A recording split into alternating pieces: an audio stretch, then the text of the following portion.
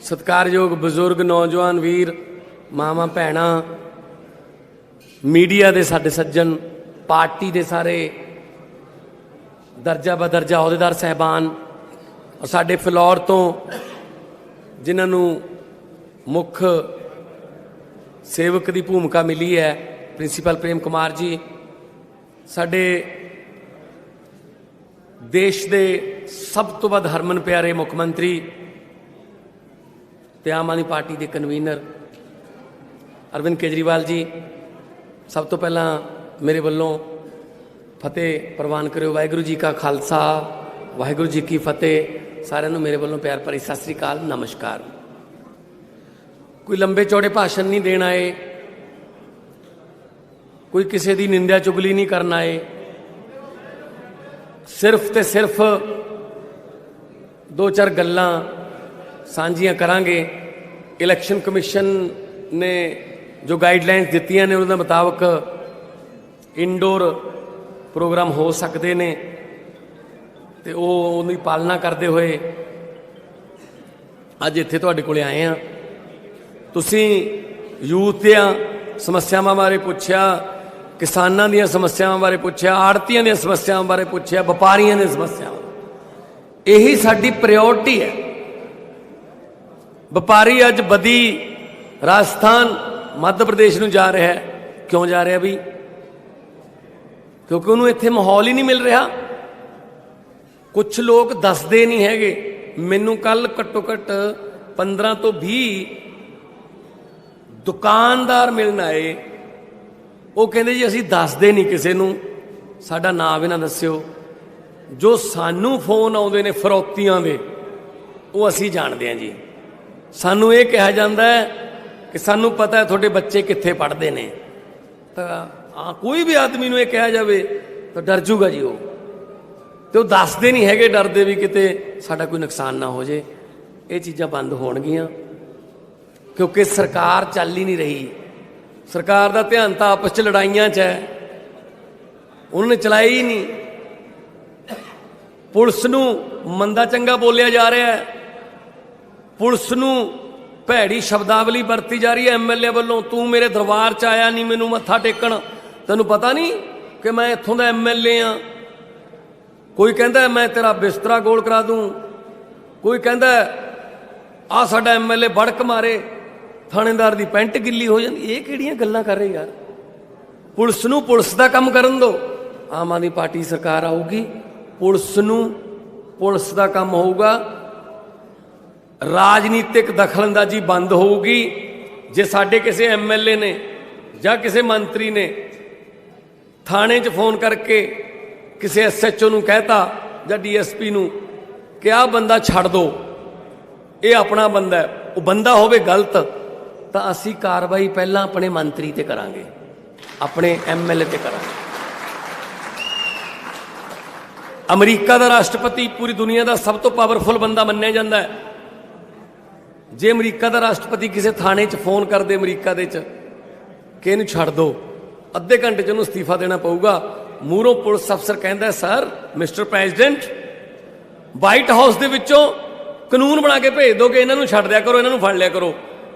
असी उस कानून नूं फॉलो करांगे, पर कानून के विच दखलअंदाजी तुहाडी बर्दाश्त नहीं होगी कि इनू लागू करो इनू ना करो। इस तरह का कानून चाहिए। ताइयों चक्की फिरदे 40-40 लाख अप्पां कि उत्थे मंत्री ते संतरी एक बराबर है। तुसीं कदे सुनिया सरी दा पटवारी कौन है? थोड़े तो बहुत सारे रिश्तेदार दोस्त में तुरंत रहंदे होने। लंडन का SSP कौन है? कदे सुनिया? टोरंटो का तहसीलदार कौन है? किसी को पता ही नहीं। अं काम हो जाते हैं, सिस्टम काम करी जाता है। साडे इत्थे हर गल वास्ते MLA कोले आउणा पैंदा है, MP कोले आउणा पैंदा है।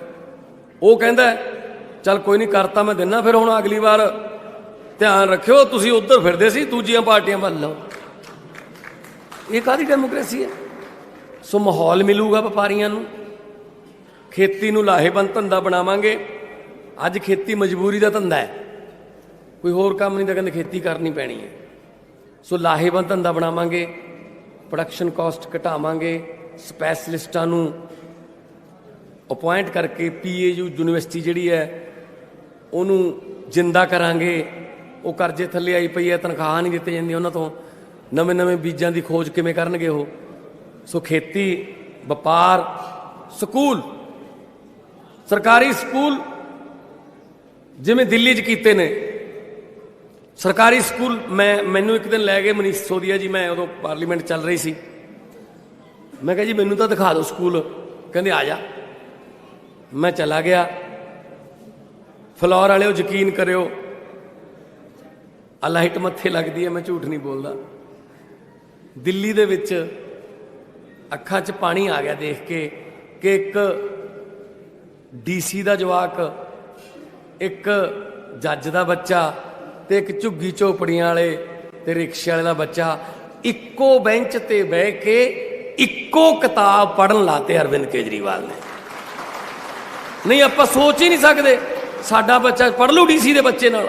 ਨਹੀਂ, ਉਹਨਾਂ ਦੀਆਂ ਕਿਤਾਬਾਂ ਹੀ ਹੋਰ ਨੇ, ਸਾਡੀਆਂ ਕਿਤਾਬਾਂ ਹੀ ਹੋਰ ਨੇ। ਉਹਨਾਂ ਦੇ ਟੀਚਰ ਹੋਰ ਨੇ, ਸਾਡੇ ਟੀਚਰ ਹੀ ਹੋਰ ਨੇ। ਮੈਨੂੰ ਇੱਕ ਬਜ਼ੁਰਗ ਮਿਲਿਆ, ਕਹਿੰਦਾ ਪੁੱਤ ਸਾਡੀ ਤਾਂ ਅਗਲੀ ਪੀੜ੍ਹੀ ਵੀ ਗਈ। ਮੈਂ ਕੀ ਹੋ ਗਿਆ? ਕਹਿੰਦਾ ਮੇਰਾ ਪੋਤਾ ਸਰਕਾਰੀ ਸਕੂਲ 'ਚ ਪੜ੍ਹਦਾ। ਮੈਂ ਕਿਹਾ ਵੀ ਕੀ ਗੱਲ ਹੋ ਗਈ, ਉੱਥੇ ਟੀਚਰ ਨਹੀਂ? ਕਹਿੰਦਾ ਟੀਚਰ ਤਾਂ ਹੈਗੇ ਨੇ, ਟੀਚਰ ਬਹੁਤ ਨੇ, ਬਹੁਤ ਵਧੀਆ ਟੀਚਰ ਨੇ। ਮੈਂ ਕਿਹਾ ਫਿਰ ਕੀ ਹੋ ਗਿਆ? ਕਹਿੰਦਾ ਬਸ ਟੀਚਰਾਂ ਨੂੰ ਪੜ੍ਹਾਉਣ ਤੋਂ ਬਿਨਾਂ ਬਾਕੀ ਸਾਰੇ ਕੰਮ ਉਹਨਾਂ ਤੋਂ ਲੈਂਦੇ ਨੇ। ਕਹਿੰਦਾ ਸਾਨੂੰ ਸਕੂਲ ਵੱਲੋਂ ਇਹ ਕਿਹਾ ਹੋਇਆ ਹੈ ਬੱਚਿਆਂ ਨੂੰ ਕਿ ਕਾਪੀ ਜਾਂ ਕਿਤਾਬ ਭਾਵੇਂ ਘਰੇ ਭੁੱਲ ਆਇਓ, ਕੌਲੀ ਤੇ ਚਮਚਾ ਨਹੀਂ ਘਰੇ ਭੁੱਲ ਕੇ ਆਉਣਾ। ਕੱਲਾ ਦਲੀਆ ਖਵਾਉਣ ਵਾਲੀਆਂ ਬਿਲਡਿੰਗਾਂ ਬਣਾ ਕੇ ਰੱਖਤੀਆਂ ਇਹਨਾਂ ਨੇ। ਆਪਾਂ ਬਦਲਣਾ ਸਿਸਟਮ। ਦਿੱਲੀ ਦੇ ਵਿੱਚ ਮਨੀਸ਼ ਸਿਸੋਦੀਆ ਜੀ ਨੇ, ਅਰਵਿੰਦ ਕੇਜਰੀਵਾਲ ਜੀ ਨੇ ਇਹ ਗੱਲ ਕਾਨੂੰਨ ਬਣਾਤਾ ਕਿ ਟੀਚਰਾਂ ਤੋਂ ਪੜ੍ਹਾਈ ਤੋਂ ਬਿਨਾਂ ਹੋਰ ਕੋਈ ਕੰਮ ਨਹੀਂ ਲਿਆ ਜਾਊਗਾ। ਜੇ ਵੋਟਾਂ ਪੈਂਦੀਆਂ ਨੇ ਤਾਂ ਇਹ ਹਾਇਰ ਕਰਦੇ ਇੱਕ ਤੋਂ ਹੋਰ, ਇੱਧਰੋਂ ਉੱਧਰੋਂ ਨੌਜਵਾਨ ਮੁੰਡੇ ਕੁੜੀਆਂ ਹਾਇਰ ਕਰਦੇ ਟ੍ਰੇਨਿੰਗ ਦੇ। ਕੋਈ ਹੋਰ ਕੋਈ ਪਾਲਿਸੀ ਚਲਾਉਣੀ ਹੈ। ਅੱਜ ਜਿਵੇਂ ਹੁਣ ਕਰੋਨਾ ਆਇਆ, ਉਹਦਾ ਅਵੇਅਰਨੈਸ ਜੇ ਉਹ ਸਾਰਾ ਹਾਇਰ ਕੀਤਾ। ਇੱਥੇ ਕੀ ਹੈ, ਟੀਚਰਾਂ ਤੋਂ ਪੜ੍ਹਾਈ ਤੋਂ ਬਿਨਾਂ ਬਾਕੀ ਸਾਰੇ ਕੰਮ ਲੈਂਦੇ ਨੇ। ਬਾਰਡਰ ਤੇ ਵੀ ਡਿਊਟੀ ਲਾਤੀ ਉਹਨਾਂ ਦੀ ਕਿ ਤੁਸੀਂ ਚੈੱਕ ਕਰਨਾ ਕੌਣ ਕੌਣ ਆ ਰਿਹਾ ਆਪਣੀ ਸਟੇਟ ਦੇ ਵਿੱਚ ਕਰੋਨਾ ਪੋਜ਼ਿਟਿਵ, ਦੱਸੋ। ਸੋ ਮਾਸਟਰਾਂ ਨੂੰ, ਟੀਚਰਾਂ ਨੂੰ ਬਣਦੀ ਇੱਜ਼ਤ ਮਿਲੂਗੀ, ਮਾਨ ਸਨਮਾਨ ਮਿਲੂਗਾ। 6-6 ਹਜ਼ਾਰ ਤੇ 4-4 ਹਜ਼ਾਰ ਤੇ 18-18 ਸਾਲਾਂ ਤੋਂ ਕੰਮ ਕਰ ਰਹੇ ਨੇ। ਜਿਨ੍ਹਾਂ ਨੂੰ ਆਪਣੇ ਭਵਿੱਖ ਦੀ ਚਿੰਤਾ, ਉਹ ਆਪਣੇ ਬੱਚਿਆਂ ਦਾ ਭਵਿੱਖ ਕਿਵੇਂ ਬਣਾਉਣਗੇ? ਪਹਿਲਾਂ ਟੀਚਰ ਦਾ ਭਵਿੱਖ ਸੇਫ ਕਰਾਂਗੇ, ਫਿਰ ਉਹੀ ਸਕੂਲ ਬਣਾਉਣਗੇ ਵਧੀਆ, ਹਸਪਤਾਲ ਬਣਾਉਣੇ ਨੇ। ਐਕਸਰੇ ਵਾਲੀਆਂ ਮਸ਼ੀਨਾਂ 'ਚ ਕਬੂਤਰਾਂ ਦੇ ਆਲਣੇ ਨੇ ਸਰਕਾਰੀ ਹਸਪਤਾਲਾਂ 'ਚ। ਅਸੀਂ ਕੀ ਕੀਤਾ? ਮੈਂ ਅੱਜ ਤੋਂ 10 ਕੁ ਸਾਲ ਪਹਿਲਾਂ ਦੀ ਗੱਲ ਹੋਊਗੀ, ਮੈਂ ਰਾਜਨੀਤੀ 'ਚ ਨਹੀਂ ਸੀਗਾ, 10-11 ਸਾਲ ਪਹਿਲਾਂ ਦੀ ਗੱਲ ਹੋਊਗੀ। CM ਸਾਹਿਬ, ਇੱਕ ਐਕਸੀਡੈਂਟ ਹੋਇਆ ਪਿਆ ਪਟਿਆਲੇ ਕੋਲੇ, ਮੁੰਡਾ ਜ਼ਖਮੀ ਸੀ। ਅਸੀਂ ਉਹਨੂੰ ਗੱਡੀ 'ਚ ਪਾ ਲਿਆ ਕਿ ਚਲੋ ਇਹਨੂੰ ਹਸਪਤਾਲ ਲੈ ਚੱਲਦੇ ਹਾਂ। ਤੇ ਮੈਂ ਡਰਾਈਵਰ ਨੂੰ ਕਿਹਾ ਕਿ ਆਪਾਂ ਰਜਿੰਦਰਾ ਹਸਪਤਾਲ ਇਹਨੂੰ ਦਾਖਲ ਕਰਾ ਦਿੰਦੇ ਹਾਂ। ਉਹ ਮੁੰਡਾ ਕਹਿੰਦਾ ਬਲੱਡ ਉਹਦਾ ਚੱਲੀ ਜਾਂਦਾ ਸੀ, ਉਹਨੂੰ ਅਸੀਂ ਪੱਟੀ ਜੀ ਕੱਪੜਾ ਜਿਹਾ ਰੱਖ ਲਿਆ ਸੀ। ਉਹ ਕਹਿੰਦਾ ਕਿਹੜੇ ਹਸਪਤਾਲ 'ਚ ਦਾਖਲ ਕਰਾਉਂਗੇ ਜੀ? ਮੈਂ ਕਿਹਾ ਸਰਕਾਰੀ 'ਚ। ਉਹਨੇ ਗੱਲ ਇਹੋ ਜਿਹੀ ਕਹੀ, ਮੈਨੂੰ ਸਮਝ ਨਾ ਆਵੇ ਮੈਂ ਤਾਂ ਕੀ ਜਵਾਬ ਦੇਵਾਂ। ਕਹਿੰਦਾ ਜੀ ਸਰਕਾਰੀ 'ਚ ਦਾਖਲ ਕਰਾਉਣ ਨਾਲੋਂ ਉੱਥੇ ਹੀ ਮਰ ਲੈਣ ਦਿੰਦੇ ਮੈਨੂੰ। ਮਰਨਾ ਹੀ ਹੈ, ਕਹਿੰਦਾ ਉੱਥੇ ਹੀ ਮਰ ਜਾਂਦਾ ਮੈਂ, ਹੁਣ ਉੱਥੇ ਜਾ ਕੇ ਕਿਹੜਾ ਮੈਨੂੰ ਕੋਈ ਪੁੱਛੂਗਾ। ਆਹ ਹਾਲ ਤੋਂ ਵਿਸ਼ਵਾਸ ਉੱਠ ਗਿਆ ਸਰਕਾਰੀ ਹਸਪਤਾਲਾਂ ਤੋਂ ਕਿ ਇੱਥੇ ਜਾ ਕੇ ਮਿਲੂ। ਉਹ ਕੀ ਹੈ, ਉਹ ਬਾਹਰ ਲਿਖ ਦਿੰਦੇ ਨੇ ਦਵਾਈਆਂ, ਬਾਹਰੋਂ 2500 ਦੀਆਂ ਦਵਾਈਆਂ ਕਿੱਥੋਂ ਲਿਆਊ ਗਰੀਬ। ਦਿੱਲੀ ਦੇ ਵਿੱਚ ਸਰਕਾਰੀ ਹਸਪਤਾਲ, ਮਹੱਲਾ ਕਲੀਨਿਕ, ਸਾਰਾ ਇਲਾਜ ਫ੍ਰੀ ਹੈ। ਕੋਈ BPL ਕਾਰਡ ਦੀ ਲੋੜ ਨਹੀਂ, ਕੋਈ ਲਾਲ ਕਾਰਡ ਦੀ ਲੋੜ ਨਹੀਂ, ਜਿਹੜਾ ਮਰਜ਼ੀ ਹੈ ਸਾਰਾ ਫ੍ਰੀ ਹੈ। ਤੇ ਇੱਕ ਵਾਰੀ ਕੀ ਹੋਇਆ ਦਿੱਲੀ 'ਚ, ਕਿਤੇ ਕੋਈ ਹਸਪਤਾਲ ਵਾਲੇ 2 ਰੁਪਈਆਂ ਦੀ ਪਰਚੀ ਕੱਟਣ ਲੱਗ ਗਏ ਕਿ ਦਵਾਈਆਂ ਲੈਣੀਆਂ 2 ਰੁਪਈਆਂ ਦੀ ਪਰਚੀ। ਮੁੱਖ ਮੰਤਰੀ ਸਾਹਿਬ ਨੂੰ ਪਤਾ ਲੱਗ ਗਿਆ, ਆਪ ਗਏ ਜੀ ਲਾਈਨ 'ਚ ਖੜੇ ਹੋ ਕੇ, ਕਹਿੰਦੇ ਤੁਸੀਂ 2 ਰੁਪਏ ਕਾਹਦੇ ਲੈ ਰਹੇ ਹੋ? ਇਹ 2 ਰੁਪਏ ਕਾਹਦੇ ਲੈ ਰਹੇ ਹੋ ਤੁਸੀਂ ਲੋਕਾਂ ਤੋਂ? ਉਹਨੇ 2 ਰੁਪਏ ਮਾਫੀ ਮੰਗੀ, 2 ਰੁਪਏ ਬੰਦ ਕੀਤੇ। ਇੱਕ ਮੁੱਖ ਮੰਤਰੀ ਉਹ ਹੈ ਜਿਹੜਾ ਲੋਕਾਂ ਦੇ 2 ਰੁਪਏ ਬਚਾਉਣ ਵਾਸਤੇ ਆਪ ਤੁਰ ਕੇ ਹਸਪਤਾਲ 'ਚ ਤੁਰ ਜਾਂਦਾ ਹੈ। ਆ ਦੂਜੇ ਆਪਣੇ ਵਾਲੇ ਨੇ, 2-2 करोड़ अपना नुकसान हो जाए कख नहीं फर्क पैंदा इन्हां नूं। आपदे महल उच्चे करी जाते हैं, आपदियां होटल बिल्डिंगां बना लियां, सब बनाई फिरदे। सो इन्हां तो खैड़ा छड़ाइए।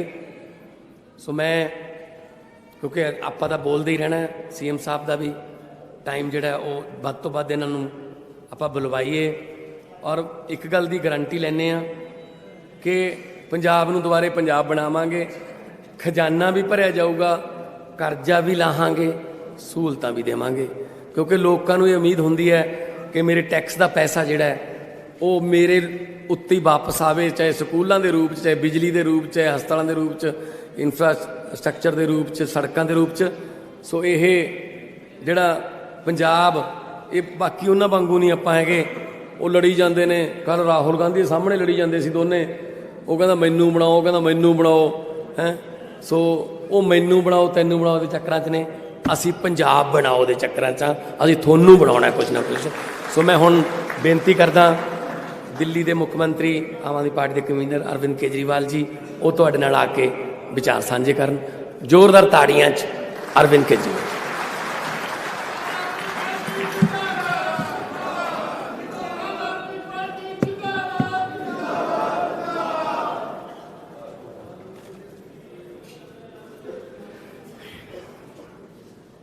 आज यहाँ पे आए हुए सभी लोगों को मेरा नमस्कार, सबको मेरा प्रणाम, सत श्री अकाल। फिलौर हलके से हम लोगों ने प्रिंसिपल प्रेम कुमार जी को टिकट दी है। एक आम आदमी है, नेता नहीं है, इनको राजनीति करनी नहीं आती, मेरे को भी राजनीति करनी नहीं आती। जब इनका नाम हमारी कमेटी में आया तो इस पे चर्चा होने लगी कि जी प्रिंसिपल प्रेम कुमार जी बड़े कट्टर ईमानदार आदमी हैं कि नहीं है? कट्टर ईमानदार आदमी है, इज्जत बहुत है लोगों में, सारे हलके के लोग इनको जानते हैं, आम आदमी पार्टी के पुराने वॉलंटियर हैं। लेकिन किसी ने कहा जी पैसे नहीं है उनके पास चुनाव लड़ने को। तो मैंने उनको कहा कि जब हम पहला चुनाव लड़े थे मेरे पास भी पैसे नहीं थे चुनाव लड़ने को। अगर जनता साथ देगी तो अपने आप जीत जाएंगे। साथ दोगे कि नहीं दोगे? हमने पूरे पंजाब में चुन चुन के अच्छे ईमानदार लोगों को टिकट दी है ताकि ईमानदार सरकार बने। ये हमारे सरदार भगवंत मान जी हैं, इनके पास भी पैसे नहीं है, ये भी कट्टर ईमानदार आदमी है कि नहीं है? हाथ खड़े करके बताओ जरा। एक तरफ बादल हैं, बादलों का पूरा परिवार है, एक तरफ चन्नी साहब हैं, एक तरफ ये सारे नेता हैं और एक तरफ सरदार भगवंत मान है। सरदार भगवंत मान पिछले 7 साल से MP हैं, लोकसभा में जाते हैं। सुने आपने इनके भाषण? देखें YouTube पे, है ना? अच्छा बोलते हैं ना, शानदार बोलते हैं। लोकसभा में भाषण देते हैं। पंजाब में अगर एक कोई आदमी MLA बन जाए तो 5 साल में अपनी 3-4 कोठियां तो बनवा ही लेता है, 4-5 बड़ी बड़ी गाड़ियां तो आई जाती हैं। ये 7 साल से MP हैं, अभी भी किराए के मकान में रहते हैं। मेरे को लगता है आज पंजाब की सबसे बड़ी जरूरत क्या है? सर, पंजाब को आज सबसे बड़ी जरूरत है, पंजाब को एक कट्टर ईमानदार CM चाहिए। चाहिए कि नहीं चाहिए? तो एक तरफ है ऐसे लोग जिन पे नशा बेचने के आरोप हैं, एक तरफ है ऐसे लोग जिन पे रेता बेचने के आरोप हैं, और एक तरफ ऐसा शख्स है जो कट्टर ईमानदार है। एक पैसे पे एक पैसा, एक नई चवन्नी इन्होंने किसी से नहीं लिया आज तक। दोस्तों,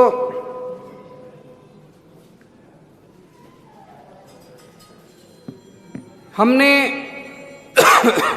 मैंने और मान साहब ने दोनों ने बैठ के कई कई घंटों बात की है। हम लोगों ने कई कई घंटे कि पंजाब को कैसे बदलना है, पंजाब की खेती कैसे बदलनी है।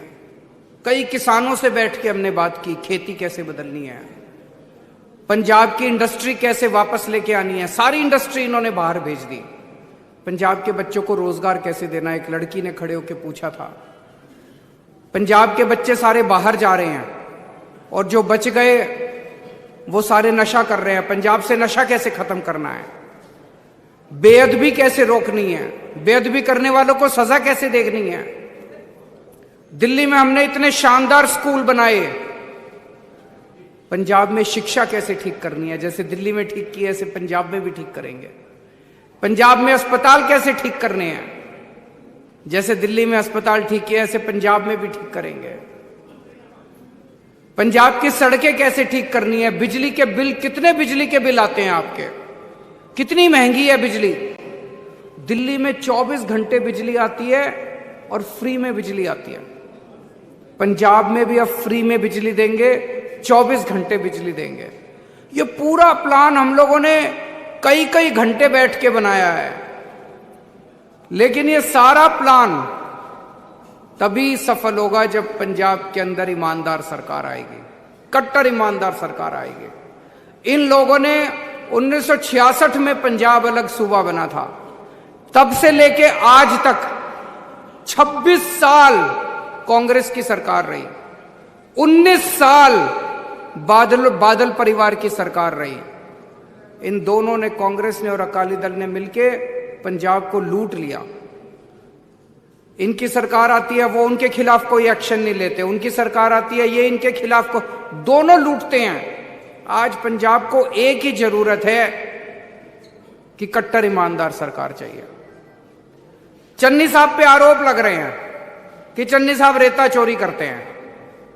उनके घर पे ईडी की रेड हुई, उनके रिश्तेदारों के घर पे बड़े बड़े नोटों की गड्डियां मिली। देखिए आप लोगों ने, बड़े बड़े नोटों की गड्डियां मिली उनके घर पे।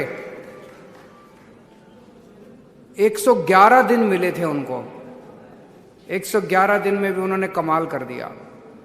111 दिन भी नहीं छोड़े उन्होंने। मैं आपसे पूछना चाहता हूं, अगर रेता चोरों की सरकार मिलेगी तो क्या पंजाब के स्कूल अच्छे हो सकते हैं?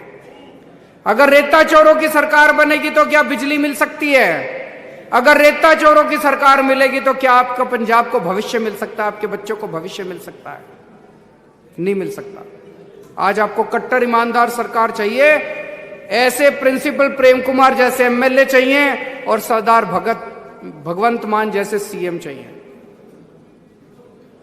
मैं बाबा साहब अंबेडकर जी का बहुत बड़ा फैन हूं। फैन नहीं हूं, भक्त हूं उनका।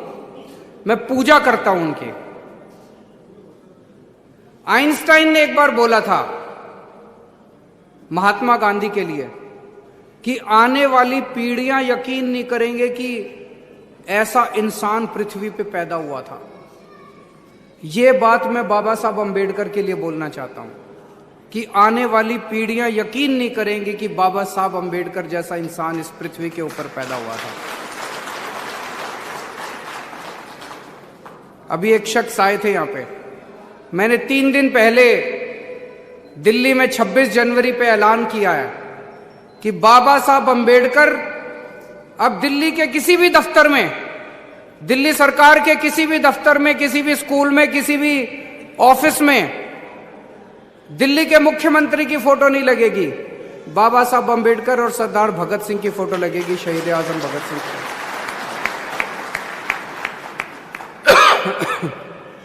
वो शख्स चाह रहे थे कि पंजाब में अगर हमारी सरकार बनती है तो पंजाब में भी ऐसे होना चाहिए, पंजाब में भी ऐसे होगा। और 1-2 दिन के बाद मैं और सरदार भगवंत मान इसको प्रेस कॉन्फ्रेंस करके ऐलान करेंगे इसको।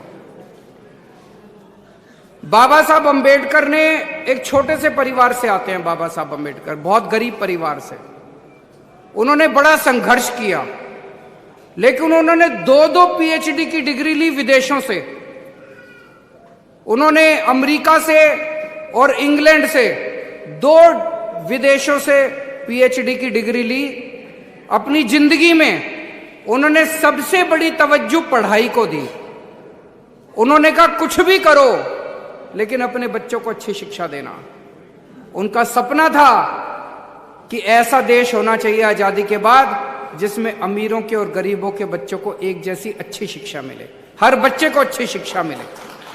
आज 70 साल के बाद बाबा साहब का सपना पूरा नहीं हुआ, लेकिन मैंने कसम खाई है कि बाबा साहब का सपना हम पूरा करेंगे, हर बच्चे को अच्छी शिक्षा देंगे। और दिल्ली में हम उनका सपना पूरा कर रहे हैं। मेरी आप लोगों से एक गुजारिश है, इस बार वोट डालने जाओ तो बाबा साहब की तस्वीर अपने सामने रख लेना और ये सोचना कि आज अगर बाबा साहब जिंदा होते तो वो किसको वोट देते। एक तरफ रेता चोर है, एक तरफ नशा बेचने वाले हैं और एक तरफ कट्टर ईमानदार भगवंत मान है। अगर आज बाबा साहब अंबेडकर जिंदा होते तो वो किसको वोट देते? नशा बेचने वालों को वोट देते, रेता चोरों को वोट देते कि ईमानदार भगवंत मान को वोट देते? मैं आपसे पूछना चाहता हूं किसको वोट देते बाबा साहब अंबेडकर? वही करना जो बाबा साहब अंबेडकर करते। सोचना जिस दिन वोट डालने के लिए जाओ उनकी तस्वीर अपनी आंख बंद कर लेना, आंख बंद करके उनकी तस्वीर अपने सामने लेके आना और सोचना कि बाबा साहब अंबेडकर अगर जिंदा होते तो क्या करते। दोस्तों, ये चुनाव कोई मामूली चुनाव नहीं है। आज तक अपने पास विकल्प नहीं था। वोट डालने जाते थे, एक बार कांग्रेस को दे आते थे, 5 साल कांग्रेस वाले लूटते थे, अगली बार गुस्से में आके अकाली दल को वोट दे देते थे, फिर 5 साल अकाली दल वाले लूटते थे, फिर अगली बार गुस्से में आके कांग्रेस को। हमारे पंजाब का तो भविष्य आज तक कभी नहीं बना। इस बार वाहिगुरु जी के आशीर्वाद से, रब के आशीर्वाद से, ऊपर वाले के आशीर्वाद से एक ईमानदार पार्टी आई है। हम लोगों ने दिल्ली में खूब अच्छा काम करके दिखाया है। दिल्ली के लोगों ने हमको एक मौका दिया था। पंजाब के लोगों से अपील है, आपने 26 साल कांग्रेस को दे दिए, 19 साल आप लोगों ने अकाल बादल परिवार को दे दिए, 5 साल, बस 5 साल मांग रहे हैं आपसे। 5 साल केजरीवाल और भगवंत मान की जोड़ी को देके देखो, पंजाब को खुशहाल कर देंगे।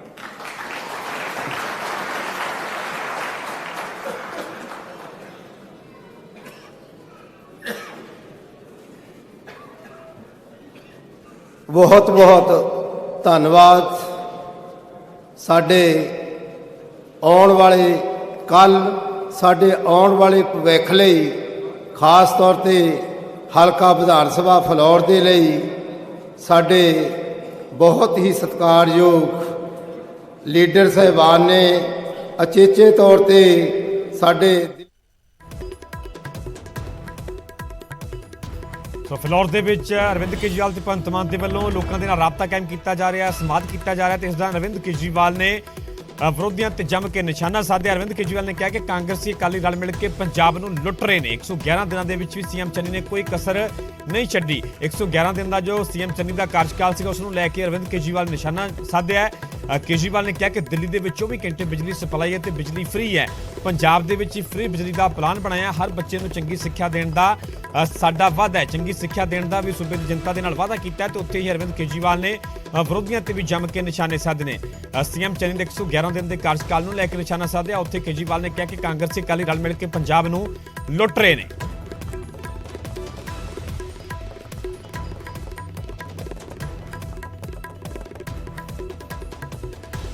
ਸੋ ਅਰਵਿੰਦ ਕੇਜਰੀਵਾਲ ਤੇ ਭਗਵੰਤ ਮਾਨ ਫਿਲੌਰ ਪਹੁੰਚੇ ਹੋਏ ਨੇ। ਫਿਲੌਰ ਦੇ ਵਿੱਚ ਲੋਕਾਂ ਦੇ ਨਾਲ ਰਾਬਤਾ ਕਾਇਮ ਕੀਤਾ ਜਾ ਰਿਹਾ ਹੈ, रूबरू हो रहे हैं।